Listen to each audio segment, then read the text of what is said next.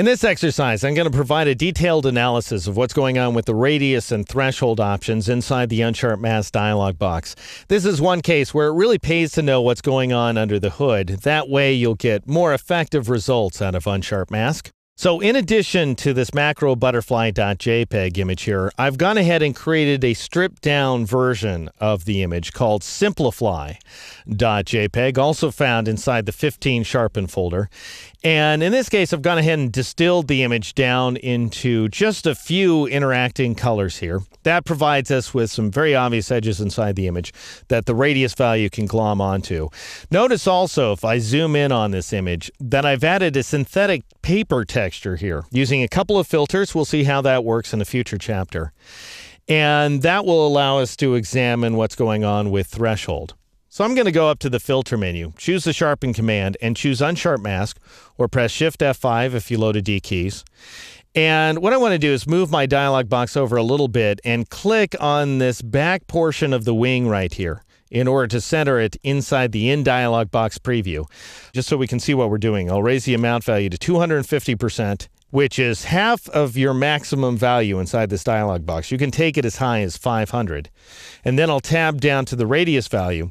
And I want you to see what's going on here inside the dialog box in particular. Notice as I raise this value here, I'm increasing the thickness of these halos. I'm actually drawing halos along the dark side of the edge and the bright side of the edge. So this is an edge at this location because it's an area of rapid luminance transition. We're going from bright to dark very quickly over the course of a very few pixels. And as I raise this radius value, I'm drawing a bright halo on one side and a dark halo on the other side, and the thickness of the halo is dictated by this radius value. It also drops off very softly, notice this, because the halo is actually produced by a filter called Gaussian blur inside of Photoshop. So it is a true blur that's going on here. And the larger your radius value, the thicker that halo that you're drawing. And so as a result, over time, you're distributing this sharpening effect. So it looks less sharp, and it looks more like you're just emphasizing the edges inside the image. So if you want to create a more volumetric image, where you're really enhancing the shadows and the highlights and so on, a low amount value combined with a high radius value can really do the trick. I'll go ahead and reduce this amount value down to 50%, for example, and I'll send this radius value to 50 pixels. And now notice the difference. If I turn off the preview checkbox, so keep an eye on the image in the background here. If I turn off the preview checkbox, this is the original version of the image. Turn on preview, this is the punched up, higher clarity version of the image, thanks to, once again, a low amount value and a high radius value. However, that doesn't really look all that sharp. If you want sharp edges, tactile edges, that is to say, then you go with a high amount value, maybe not as high as 250%, but I'm trying to make a point here. Then drop down to the radius value and enter a low radius value, something like 3 pixels or even lower. 3 pixels is pretty good for print work, and lower values such as 0.5, you can go very low with this value, are useful for screen work. And we'll discuss that in more detail. But for now, just know low amount, high radius gives you lots of clarity. High amount, low radius gives you lots of sharpness. All right, I'm going to take this radius value up to something like 20 pixels for now, something very high. So we're combining high amount and high radius just so that we can see the difference that threshold provides. The whole idea here with this threshold value is that we're trying to eliminate any of the background junk. So for example, we're trying to get Unsharp Mask to ignore the noise inside the image or the paper texture or this artificial texture that's going on in our case. What I would recommend that you do when you're using this value is just go ahead and click inside of it and then press the up arrow key in order to nudge that value upward until your background texture disappears.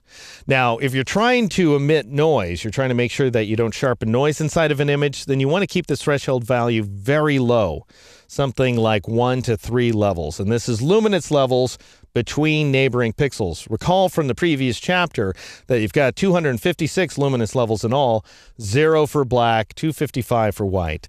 So 3 luminance levels difference between 2 neighboring pixels is not very much. However, when you start to go higher than that, let's say I take this value up to 40, so that I'm only sharpening pixels that are at least 40 luminance levels different from each other, that is neighboring pixels. then I end up getting this pockmarked effect that we're seeing right there.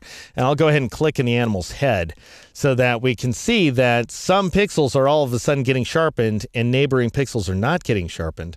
And that's because this is an either-or proposition.